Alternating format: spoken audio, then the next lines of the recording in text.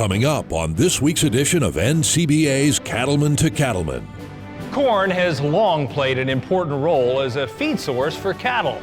Today, we'll discuss some of the challenges and opportunities ahead for both corn growers and cattle producers, and how they're working together to ensure a sustainable future. And now, NCBA's Cattlemen to Cattlemen. Hello and welcome to this special edition of NCBA's Cattlemen to Cattlemen. I'm Kevin Ochsner. Without a doubt, corn is the most popular grain used in beef cattle diets throughout the United States, and many people make a living growing both corn and cattle on their operations. So for farmers and ranchers across the nation, it's critical that both industries remain strong and sustainable for years to come. We're joined by a great panel of experts who will share their insights on these topics. First is Bruce Cobb. He's the Executive Vice President of Production for Certified Angus Beef. Bruce and CAB are our hosts today at their beautiful facility here in Wooster, Ohio. Alongside Bruce is John Linder. He's a fifth-generation farmer from Ohio who also serves as the president of the National Corn Growers Association. Also joining us is Brandon Honeycutt. He's a Nebraska farmer who also sits on the corn board of the National Corn Growers Association.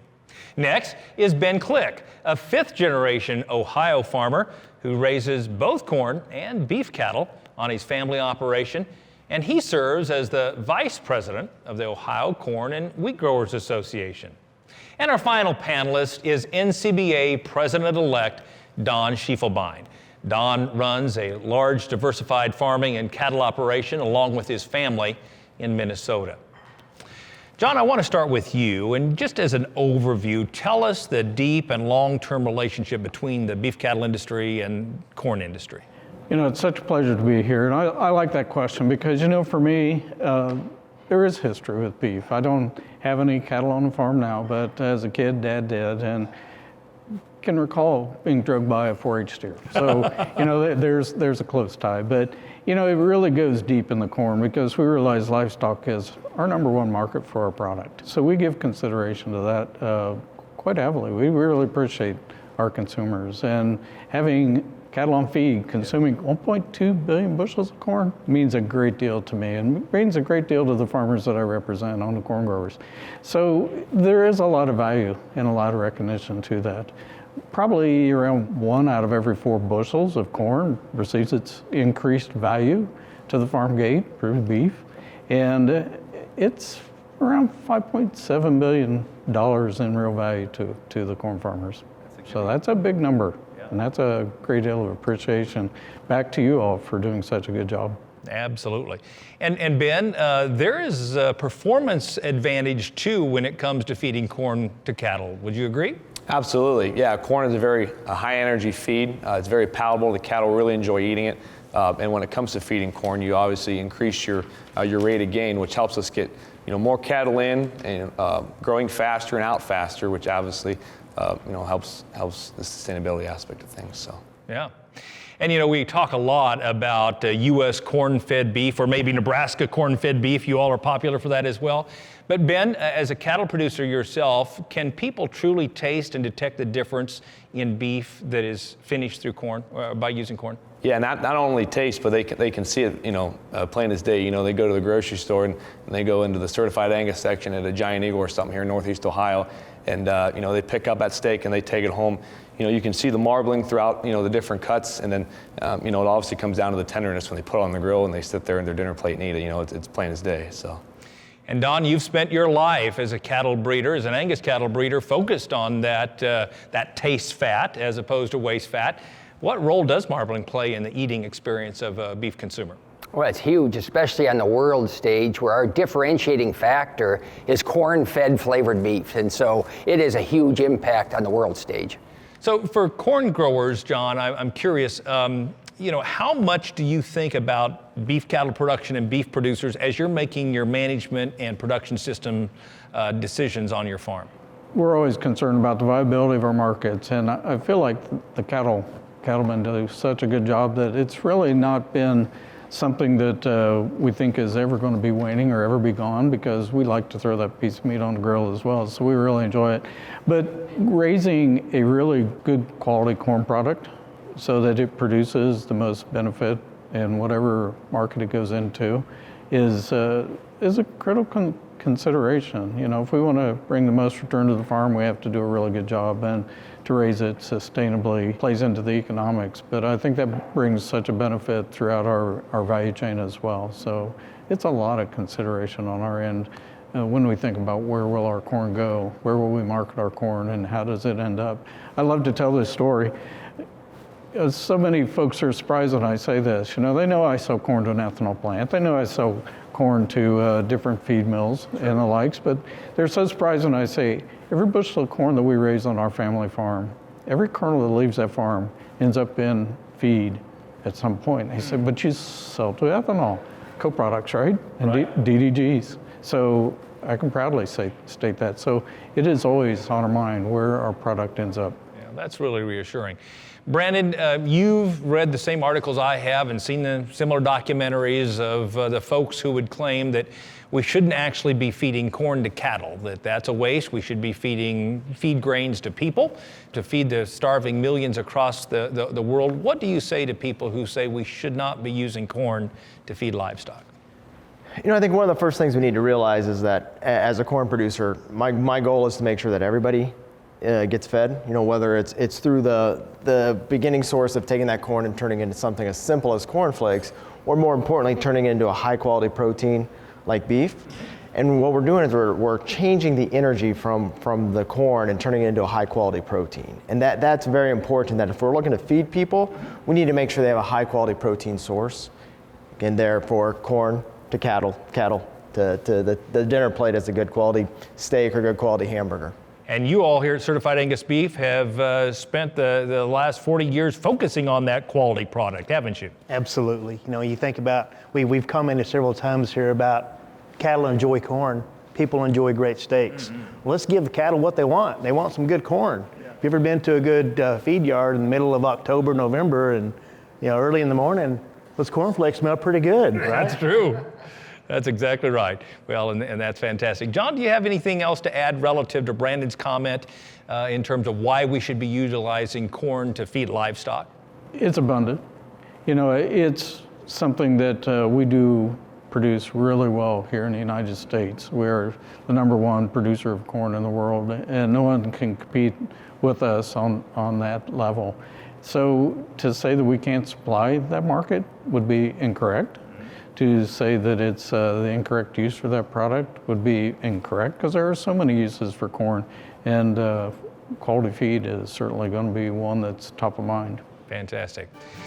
When we come back, we will dive into the sustainability of both beef and corn production and have our experts share some of their thoughts on this important topic.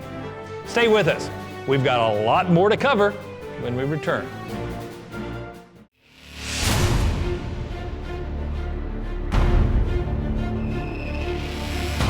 When the field is your office, you never get tired of going to work. Cut, rake, bale, repeat. New Holland offers the power and versatility to get through the day. From small squares to large squares and everything in between, New Holland has you covered. Visit your local dealer today to find out more. New Holland. From the very beginning, Ritchie has been dedicated to one thing: helping people deliver fresh, constant water to their animals. Today's Ritchie waterers rely on a valve design that remains much the same as it was in 1921. It's a simple idea: do it right, and the rest will take care of itself. We never set out to create a company that would be around for 100 years. We just wanted to create something great.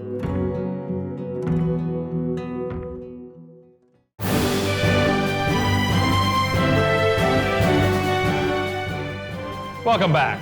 We're coming to you today from the headquarters of Certified Angus Beef here in Ohio to talk about the relationship between the corn and beef industries. And Brandon, I want to start with you. I mean, we talk a lot about sustainability in the beef industry. From a corn grower's perspective, how important is sustainability, and what impact it's going to have in terms of how we manage our farms going forward? Sustainability is constantly on our mind as a corn farmer. We start at the core of sustainability of long-term within the farming generations itself. We have farmers on here, or fifth generation farmers. That's a sustainable goal. And to make that work, we have to develop more sustainable practices on the farm. So we're constantly looking at ways to decrease fertilizer usage, to decrease water usage on our own farms. How can we add in cover crops? What's the next wave out there, whether it's carbon markets, whatever those cases are. And how does that play in, not just to our own markets on our own farms, but in the long-term sustainability of beef cattle as well? How is it we can work together in that systematic approach to say, okay, what we're doing is sustainable, what they're doing is sustainable. Let's marry them together to make a high-quality product down the road that ultimately will keep farmers in business for long term. So I'm curious, is sustainability something that just large commercial growers need to focus on? Is it something that's more appropriate for small or organic growers? Does it depend on size? What's your perspective? The sustainability perspective, it's all sizes of every farm, and everybody's going to approach it a little bit different just because of scale. But like coming from Nebraska, one of our key sustainability metrics is irrigation. We're farming in areas of ground that are 80 acres big, 160 acres big, 600 acres big. And what is that water sustainability? How is that we can make sure we keep the Ogallala aquifer for the long term? We don't want to have happen what we see in other parts where we're running out of water. So that's from our perspective, whether it's I'm a 500 acre farmer or 14,000 acre farmer in Nebraska, that's very important. And water is maybe not as big an issue here in Ohio as it is in Nebraska, but sustainability important to corn growers in Ohio as well. Absolutely, because you go from a concept of, like you said, large farmers versus smaller acre farmers here in this side of the country. We're more utilizing our land, for example. We're double cropping hay and corn in the same years on same farms. We're diversifying operations, like mine, where, we have a grain operation. I wanted to come back to the farm after college, so we kind of added in the cattle aspect to our farm. That's sustainable, so that way I can make sure I was able to come back to, be a fifth generation farmer on our family farm. So. And I think one thing I want to add on top of that, as we're looking at the size of farmers, and Ben brought up a good point, that you have farmers that want to come back, and as we add in these sustainable practices, so maybe it's adding in cover crops, and so you have a small cattle herd, and so you can bring them out on your cover crops, which then has a soil health benefit that is long-term. It's just that process that works together, which will ultimately lead to better crop production from a corn standpoint. I think one thing that's interesting, sustainability has been a hot buzzword in the media and in politics, but the reality is farmers have been implementing sustainability practices for some time, right? Tell us about some of the ways, Brandon, you've already improved your sustainability footprint. I think it's very important to look at what farmers are doing. We're continually making changes. We only can work with what we know at the time. So a lot of times people look back and say, hey, well, you were doing it this way back 45 years ago. Well, we begin to see the data that shows that, hey, we're making improvements. We're constantly making these changes that are decreasing the amount of fertilizer it takes to produce a bushel of corn, that are decreasing the amount of water that's taken to produce a bushel of corn, that's decreasing the amount of land area to produce a bushel of corn. And those are vitally important, and we continue along that path. And as we're looking to the next wave of the future is, what are those next areas that we can keep increasing corn production, and at the same time making sure it's a more high quality product than it even is today. So then ultimately it gets back to, as we talk about feeding high quality beef, that has a very important factor at the end term as well.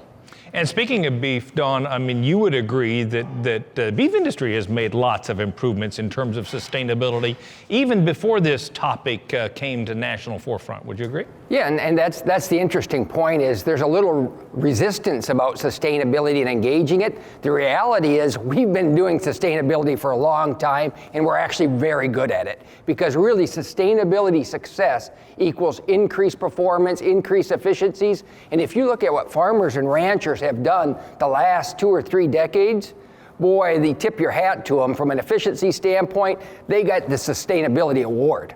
It's a journey, right? Sustainability, we've talked about generations. It began, years and years ago, and it continues today. And we're constantly trying to identify different approaches and different methods to improve, whether it's corn production, cattle production, to meet the ultimate objective of improved environment and consumer demand. Bruce, that's such a great point because, in our research for our sustainability goals, we looked at a period 1980 to 2015, and I started farming in 1980. Just this year, planted the family's 42nd corn crop. Wow. But in 1980, I didn't think any consumer or anybody really cared about what I did. But today, everybody cares. And truthfully, they did, but the 80s were a really rough period economically. And so you talk about a driving force, there are three legs here. Sustainability has economics, that has the consumer-facing portion of it, and it has the environmental-facing portion of it. So when we look at that 1980 period, it was so hard to scrape an earning.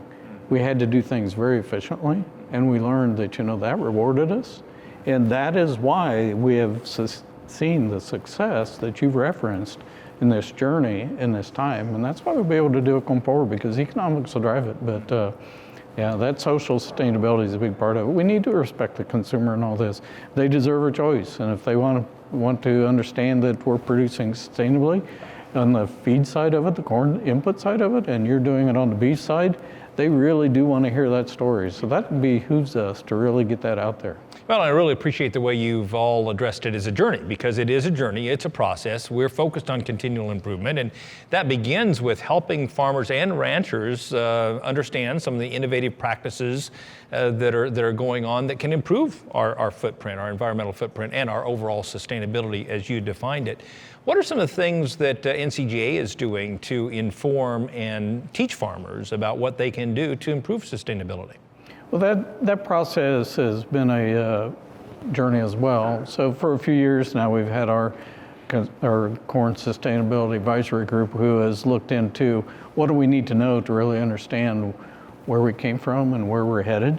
Part of that is in our report, and it's laid out very nicely, and I give those grower volunteers a lot of kudos and the staff for really putting that together and then establishing goals. So then it becomes the point for what you're making.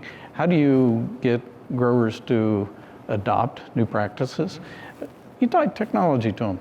You tie an economic benefit to them, and folks will see it because the cattle industry, you feed a lot of cattle. You don't do that without technology, and we don't raise a crop without technology. So I think that's going to be key in identifying those points of which really produce a benefit. And it feels like everything's beta at this point.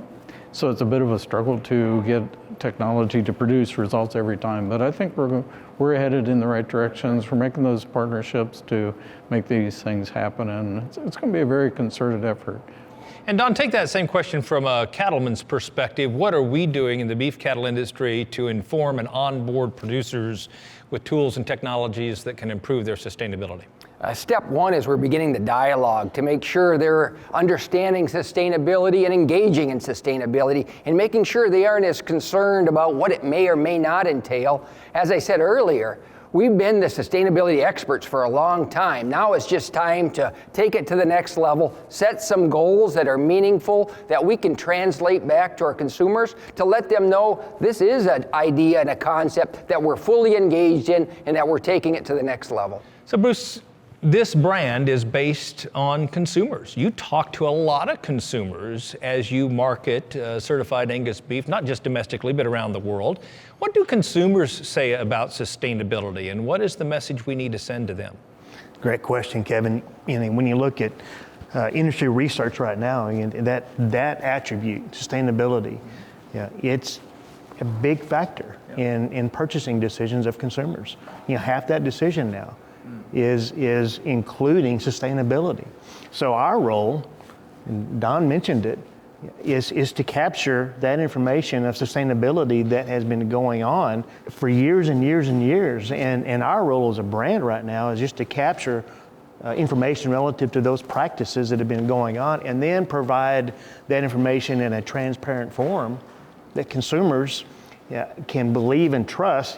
There's already a natural level of trust amongst consumers with producers. Yes. And so our role is communicating that information about what we are doing in terms of sustainability. So John, I'd like to ask you the same question. I mean, what are you all doing from a corn grower's perspective to demonstrate and document and ultimately communicate with consumers about what you all are doing to improve sustainability in your operations? You know, it's a great story to tell, and we're focusing right now, because the landscape is in DC where policy is being established. So we're focusing on a reputation program that's pretty widespread media-wise in DC, but pulling it back into our states and letting our states talk to us about what they're doing in their state and how they're approaching growers, so we can kind of harvest that and come together to produce product that really reaches the grower, and bringing that consumer into the conversation is really key. And so we'll expand that further as we have that in a little better place to communicate out. So for our audience sitting at home, I mean, what would be the 2 or 3 points you would want them to take away relative to the sustainability discussion and the kinds of things that they could share as they engage with either neighbors or consumers about this topic? I think communication is key. Kudos to everything that you're doing at this point. It's phenomenal. That's what's got us here today, but we can be better. And I think each one of us probably has some ideas that maybe your neighbor doesn't know we're actually doing that actually works. And drop the guard a little bit on that competitive advantage and start talking about what's really going to make us good as a whole. Again, as a consumer-facing brand, I mean, what are the 2 or 3 talking points that you all reference when the topic of sustainability comes up as it relates to certified Angus beef? You know, you look at the value that consumers place on environmental stewardship. Yes. And that's an attribute that all food products really haven't had to consider until this moment in time. And it's an attribute that we are adding to certified Angus beef. It's no longer just about great flavor or tenderness or the marbling that Ben's talked about. It's about what else can you provide to the family that goes beyond just the tangible attributes. What are the intangible attributes? Are we doing our part for their family, not just in terms of a quality diet, but a quality future related to the environment? Don, as a leader of NCBA, I'm certain you get asked these questions by journalists and others. What are the 2 or 3 points you'd like to make relative to beef industry sustainability? I think there's no doubt sustainability is in ranchers and farmers' DNA. I mean, all you have to do is look at how many multi-generation operations that exist, and sustainability is a message that resonates well with us. I think we just need to begin to explain what we're doing and how we're doing it, because the story is right. We are making huge improvements towards sustainability, so we just need to be a little crisper and talk about all the efficiencies and gains we've done, and again, it's a positive story for America. It is a positive story, and we want to talk a little bit more about that when we return. Now, if you'd like to learn more about the National Corn Growers Association and its efforts to drive demand for corn growers, you can visit their website. That's ncga.com. And to keep up to date on beef sustainability efforts and other key issues, visit the website ncba.org. Still to come, we'll discuss some of the valuable environmental benefits that cattle provide when they're on the land. Don't go away. We'll have more right after this. Stressors that trigger bovine respiratory disease are all around. So when you spot BRD in your herd, turn to Zuprevo, the fast that lasts. Zuprevo is rapidly absorbed in as little as 45 minutes and lasts up to 28 days. Because in the race against BRD, you need to win. Ready, set, Zuprevo. In case of human injection, seek immediate medical advice. For use in beef and non-lactating dairy cattle only. For prescribing information, talk to your veterinarian or visit Zuprevo.com. If you're looking for outstanding forage-developed Angus cattle, look no further than Jan Family Farms in Ridge Springs, South Carolina. The Jan family is hosting their 18th annual fall sale on October 30th at 11 a.m. on their farm. They're offering 250 bulls and 100 females. Proven genetics from a family committed to their customers. Find out more at janfamilyfarms.com.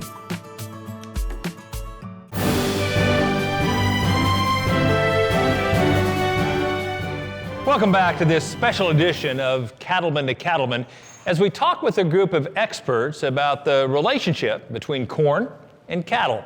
And Don, I want to start by discussing the topic of upcycling. We've called the cow the great American upcycler. Talk about the impact upcycling has for both the cattle and corn industry. Well, the key is the stomach of the cattle, right? I mean, it's very important that it is almost magical where it takes these wonderful corn products and converts them into a high quality, energy dense food for our consumers. So I think the key is that stomach that's taking all these kind of ingredients, putting them into the vat, if you will, and coming out with a very nutritious product. And Brandon, does the upcycling capability of the cow play into the sustainability message for corn producers? It does play into the message of sustainability. You know, at the very beginning, NCGA has a great working relationship with NCBA and also with the U.S. Meat Export Federation. And we realized that the sustainability message that consumers around the world want to hear starts right with corn. And we can translate that message into the sustainability message within the beef industry as well. And so that upcycling starts there, and it plays great into the sustainability messaging. And Ben, we haven't talked much about the ethanol industry, but how has the development of the ethanol industry impacted both corn growers as well as cattle producers? Yeah, like you just touched on again on sustainability, and in my opinion, there's no better story of sustainability than corn, ethanol, and beef working together. You know, you take a bushel of corn over here and you take it to an ethanol plant and you grind it up, and when we talk corn, we talk food, fuel, and fiber.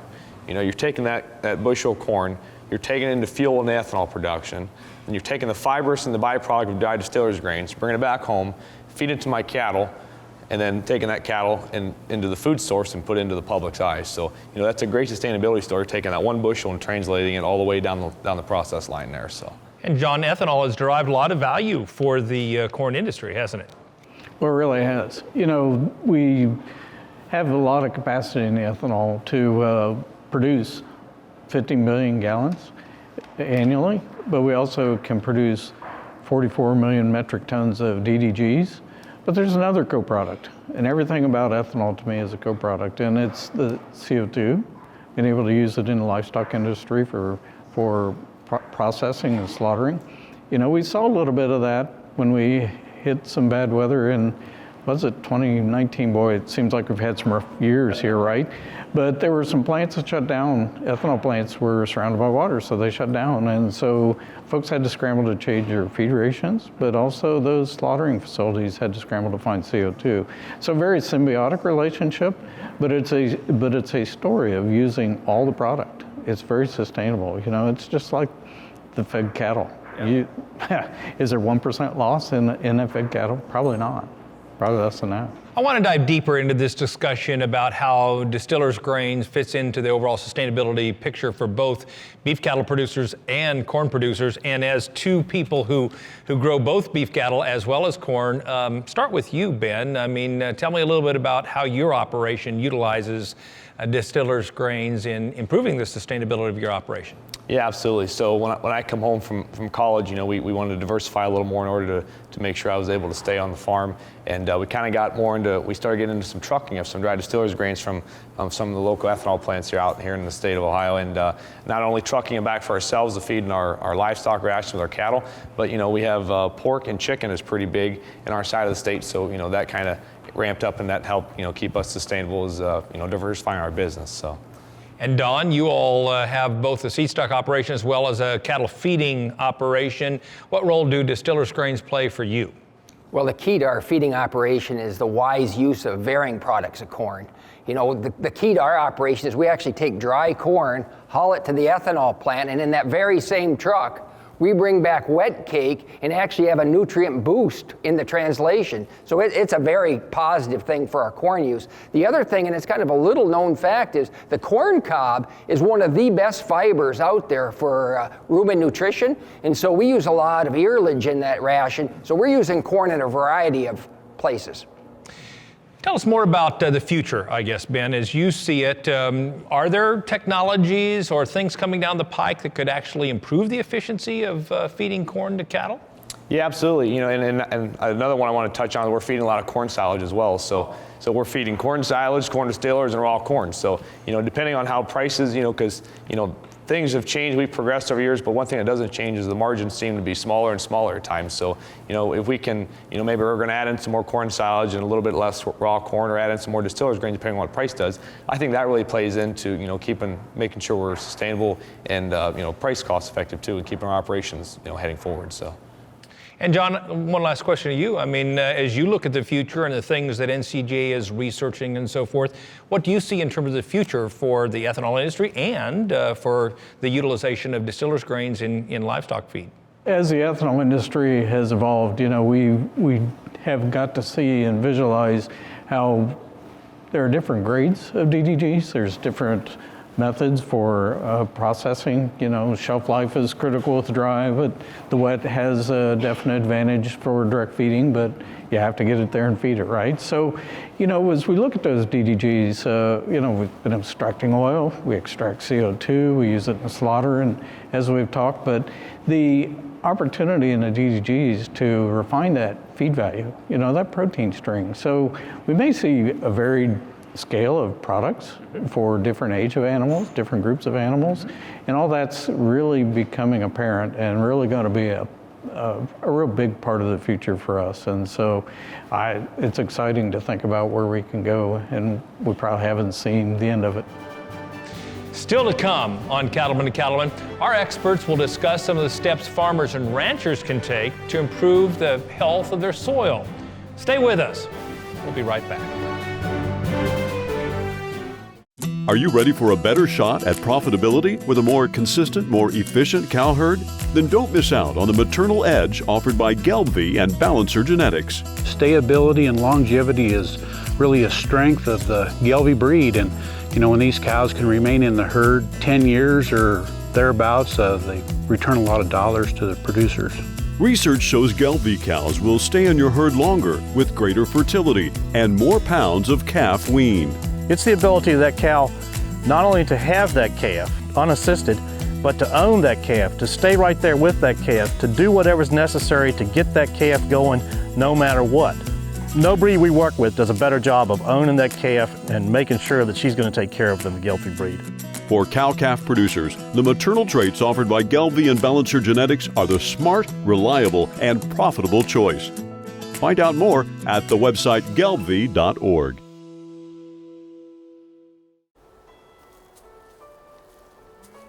Weeds will rob me of my investments. The weeds are not palatable to the cows. They will not eat them, or if they do eat them, some of them may be toxic. So there's a return on investment by allowing there to be more grass available to be grazed by the cattle.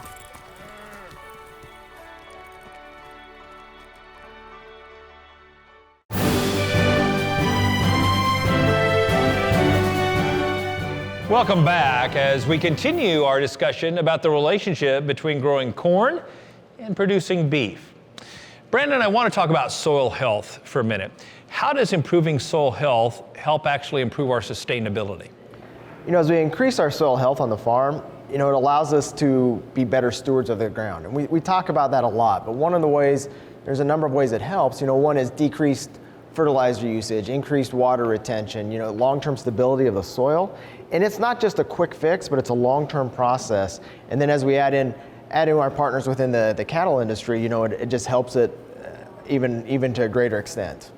John, what have corn farmers done over the years to improve soil health? Thanks to our Corn Sustainability Advisory Group, we've come up with a really good report. And what they found from 1980 to 2015, we've reduced the amount of land that it takes to produce a bushel of corn by 41%. We've also, at the same time, reduced greenhouse gas emissions by 31%. We've reduced the amount of energy it takes for that bushel of corn by 41%. As in Brandon with irrigation, we've reduced our need for that supplemental water by 46%. One of the best parts to the environment we've discovered is we have actually reduced the amount of impact from soil erosion by 58%. So it's really rewarding to read that report and see what we've done in that time period. Clearly a lot of difference between soil types in Ohio and Nebraska. What are farmers like yourself and others in Nebraska doing to improve soil health? I think one of the key things that we're seeing is that we started this report with NCGA and said, okay, what have we done, but where can we go? And whether it's on my farm in Nebraska or John or Ben's in Ohio, this is very important. And we put together this advisory group and we reached out to consumers, CPGs, the U.S. Roundtable for Sustainable Beef, to really make sure that we could hone in on some key practices. And we had come up with 5 areas. One was, let's continue to decrease soil erosion. Let's increase land use efficiency. Let's increase irrigation efficiency. Let's increase our energy usage, and also let's decrease our greenhouse gas emissions. And as we look at that, they're very attainable goals, but we've seen that we've made good progress, but we're not doing enough, and we need to make sure that we're reaching to that next level. So whether it's on my own farm, let's specifically look at irrigation, where we're looking at utilizing sensors in the field and what's the next iteration of sensors, so we can make sure that we're applying water at the right time and decreasing our usage and increasing our yield. Or whether it's in a state like Ohio and really looking at what is the next things they can utilize on their farm, even though they may not be irrigating. But what is it they can do to decrease soil erosion? What is it so they can decrease fertilizer runoff so they can protect Lake Erie? And we need to work on this together, and ultimately we're going to get there. So Don, I'm curious, what role do cattle play in helping the corn farmer improve soil health? Well, look, I think it's a hand-in-glove relationship. So when you look at what we're able to do at our operation, when we take that great corn off as silage, we can come back and put in a cover crop, and that cover crop goes back to your point, manages the erosion concern, takes the erosion concern actually completely away, and then come springtime, we got some grazing that we need to do, and from an efficiency and sustainability standpoint, once we pull those cows off that cover crop, we no-till right back into that ground in a very efficient manner. I come from big feedlot country out in Weld County, Colorado, Bruce, and I know you have a strong background in the feed yard industry. Manure is a big deal to all the farmers who bring silage to those feed yards around there. Talk to us about that byproduct of manure and how that helps improve soil health and the efficiency of the corn farmer. Yeah, it's amazing. This conversation is about connecting all the dots of environmental management. And there's obviously a waste management component to cattle feeding operations. And whether you're talking Iowa, Nebraska, Kansas, Texas, that waste management is a part of soil health in those farming operations in and around cattle feeding operations. That waste is distributed. It goes back into the soil. You got nutrient management. You got productive corn, and then happy cattle after they eat the corn. It all works together. Corn feeds cattle, and then the cattle byproduct feeds the corn plant. It is a sustainable system, and that's the key word that you used earlier. Still to come on Cattlemen to Cattlemen, what resources are available for producers who want to improve their sustainability? We'll have insights on that question when we return.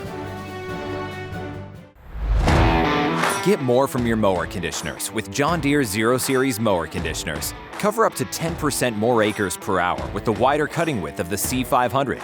Cut time changing knives in half with quick change knives. Mow with confidence thanks to our 5-year cutter bar warranty.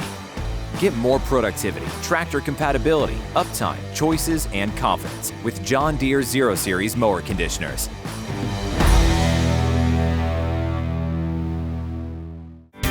Cattle producers across the country work hard to care for their animals and their land. The USDA's Natural Resources Conservation Service is there to help. Find out how you can work with NRCS to develop a conservation plan for your operation. Find possible funding resources for implementing conservation practices, or get free expert advice on ways to improve your farm or ranch. Visit the website nrcs.usda.gov today.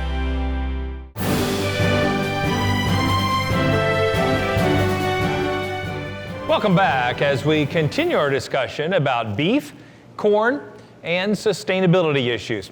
And Bruce, I want to start with you. What is the value you all see at Certified Angus Beef of the Beef Quality Assurance Program? The approach that we've taken in the industry for the last 20 years or so has been really remarkable. When you look at product quality and how that product quality has evolved and improved, and it's rooted and foundational in beef quality assurance.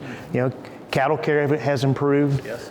beef quality has improved, and ultimately we have happier consumers. And that's reflected in what's happening with beef demand in the last 25 years. You mentioned an important topic, cattle care. You know, we spent a lot of time talking about sustainability in this conversation, but cattle care really is an important issue for consumers, is it not? Absolutely. When you look at what really matters to consumers now, beyond flavor, beyond tenderness, cattle care is an important component of that. And they want to understand not so much about what are we doing that is different, but they want to understand what are we doing in general, because it does matter to them what we are doing in terms of cattle care. Yeah. Don, I would ask you, Beef Quality Assurance Program has been around a long time. What has it done, or what is it doing to improve consumer perception and comfort with beef? It allows them to give some certainty that what we've been doing all along, and that is taking care of animals, is paramount to the success of any beef operation or any cattle operation for that matter. So what it does is it documents and shows them in real life that yes, we are abiding to these principles of animal care and welfare that are very important to them. And I'm curious, Ben, I mean, you know, we talk about in the beef cattle industry how we become BQA certified, but as a farmer, you're getting certified in a lot of ways too, is that right? Absolutely. You know, we have fertilizer certifications, we have chemical pesticide certifications, and BQA was just another one that, you know, we had to go through the process of doing. And, you know, in any other industry, we have to get, you know, people have to go through training and classes, you know, every year, every couple of years, or what so be. So why should we be any different? You know, and it keeps us on top of our game, on top of our toes. You know, like for example, we built a new facility a few years ago, and I'll never forget this in a certification I did. I saw how taking out corners in a loading process really helps the flow and the functionality of loading pot loads of cattle. So when we built our new facility, we went and toured some different things, and we took out all the corners of our original idea, and we made a very, very smooth, better process in getting the cattle loaded in a quicker, more effective time. So. I want to circle back to another topic, and Brandon, you've really prompted my thoughts relative to sustainability and something you said earlier. Why do you think it's so important for us to be proactive in telling our sustainability story to consumers as opposed to reactive?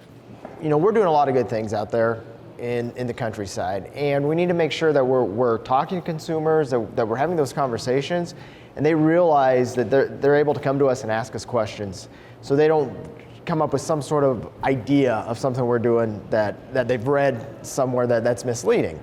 And so if we're doing that, we're showing what we're doing, that we're continually improving, that we're not just bad actors. We're really trying to improve the sustainable aspect of the farm so we can move it on from generation to generation, because, you know, we talk about it on our own farm. You know, we want to make sure we have clean water to drink ourselves. We want to make sure that people can enjoy recreational areas. We want to make sure that we're not doing something that negatively impacts the environment as a whole, because that's detrimental to small rural America.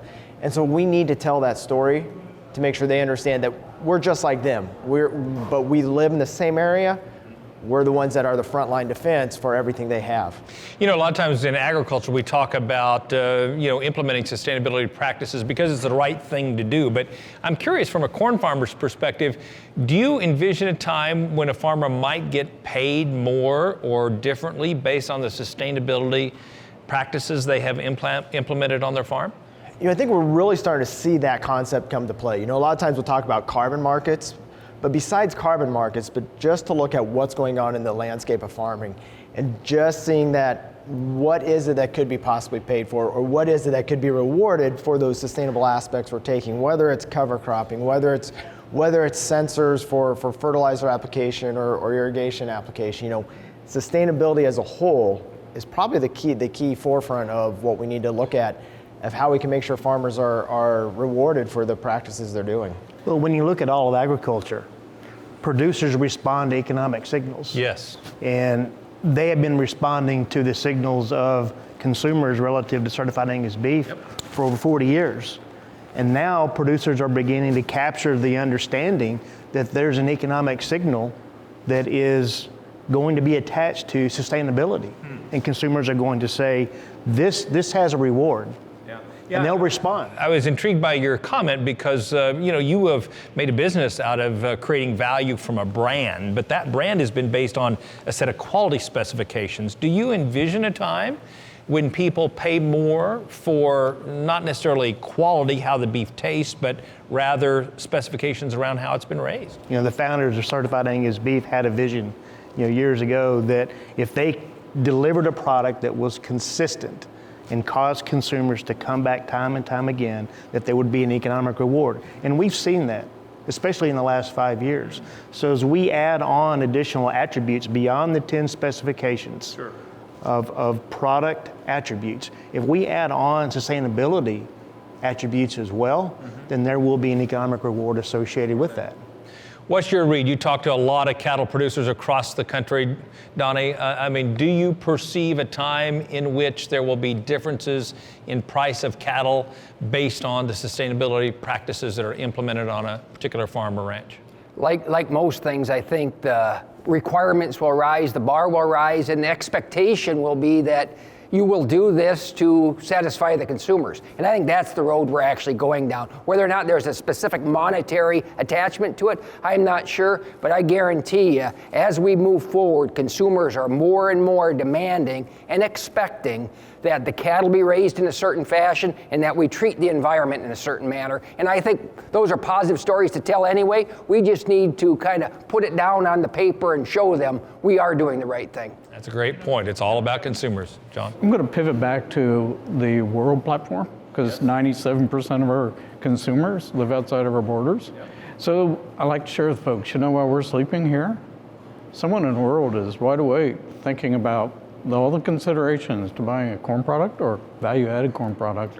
And we want to be that choice. We want to be the preferred supplier of those goods. And so in the absence of good information, bad information fills the void. So we really do have to be in front of this. We're going to be successful. Yeah, and I think we need to make people feel good about making the decision they want to make. I think people want to eat high quality, grain-fed U.S. beef. We just want to make sure they don't feel guilty doing it. And if we can assure them of our sustainability and beef quality assurance story, I think they can feel good while they're doing what they want to do anyway. And Kevin, you know, the important thing is doing the right thing is always the right answer. And I think that's where it all boils down to, is doing the right thing. And farmers and ranchers have been doing that for years. Great comment. And we'll be back to wrap up this special edition of Cattlemen to Cattlemen with some final thoughts next. Stay with us. We know you're up before the dawn because the cattle rise before the sun. And you spend long hours in the saddle because the herd isn't always over the next rise. And you care for the land because you know it takes care of your family. And we know you do great work. And it's time to tell that story to the marketplace. IMI Global is here to help you do just that. Did you know that Prefert makes over 1,000 different farm, ranch, and rodeo items? And now, thanks to Prefert Direct, it's easier than ever before to get access to every item Prefert makes delivered direct to your local dealer. For more information about Prefert Direct, visit us at prefert.com. Prefert, America's #1 name in farm, ranch, and rodeo. Time now for Weather Watch with meteorologist Matt Makins. Matt Makins here with this week's Weather Watch. Some great news in September for those in the Pacific Northwest, an uptick in moisture there. So we'll hit on that. What does La Nina, as it continues, what does that mean for October? We'll have the October outlook for precipitation and temperatures in just a moment. First off, that good news for the Pacific Northwest, certainly a drought-parched area, as we've talked about all summer long here on C2C, but an uptick in moisture for September for Northern California, much of Oregon, and parts to most of Washington. Great change of pace here, in part due to La Nina strengthening there in the Pacific. Elsewhere in the country, still bone dry from Montana down to California. Texas and Oklahoma were particularly dry, and a good chunk of the Corn Belt, large portion there, was drier than average for much of September, up until about a few days ago. Now let's talk about the outlook, and it all mostly hinges, I should say, on La Nina. And that ocean right along the equator in the Pacific, still cooler than average, and that implies La Nina. And the atmosphere has reacted to that colder ocean, and it's acting in a La Nina way. And that's due in part to the increase in some of the moisture we've seen for the Pacific Northwest. That outlook, again, due in part to La Nina, is going to continue for much of October. So in October, the Pacific Northwest may favor from a wetter than average period, especially those closest to the coast. The farther from the coast and then you reach Idaho and the mountains of Montana, that's when your chance for wetness begins to drop. Very dry in much of the Rockies from central to southern Montana, down through Wyoming into Colorado. Out over the eastern plains, that's going to be some drier than average pockets as well. Colorado into Kansas, and then Texas into Arkansas, Louisiana, and Mississippi will have some drier than average conditions as well. This is barring any sort of tropical storm or hurricane activity that may end up impacting the East Coast. It's been a very active tropical season. As far as temperatures, just about the entire lower 48 likely to be warmer than average, particularly the northern high plains. If you're in the extreme coastal areas of the Pacific Northwest, that's where you stand the best chance of staying a bit cooler than average for the month of October. Again, this is just October. Largely hinges on La Nina. La Nina likely to stay with us for quite a while. I discussed that at length in the National Cattlemen coming your way, as well as the Fall Directions magazine with an outlook all the way through May and what La Nina means for your planning purposes well into 2022. Welcome back. As we wrap up our show talking about the strong relationship between the beef cattle industry and the corn industry, I just want to say thank you to you all for coming today and sharing your insights and wisdom with us. We really appreciate it and really appreciate this strong relationship between the beef cattle industry and the corn industry. And the National Corn Growers Association represents nearly 40,000 dues-paying corn farmers nationwide, and the interest of more than 300,000 growers who contribute through corn checkoff programs in their respective states. To learn more about how they're building future markets for corn, visit the website ncga.com. Well, that wraps up this special edition of NCBA's Cattlemen to Cattlemen. Thanks so much for watching. We'll see you again next week, right here on RFD TV.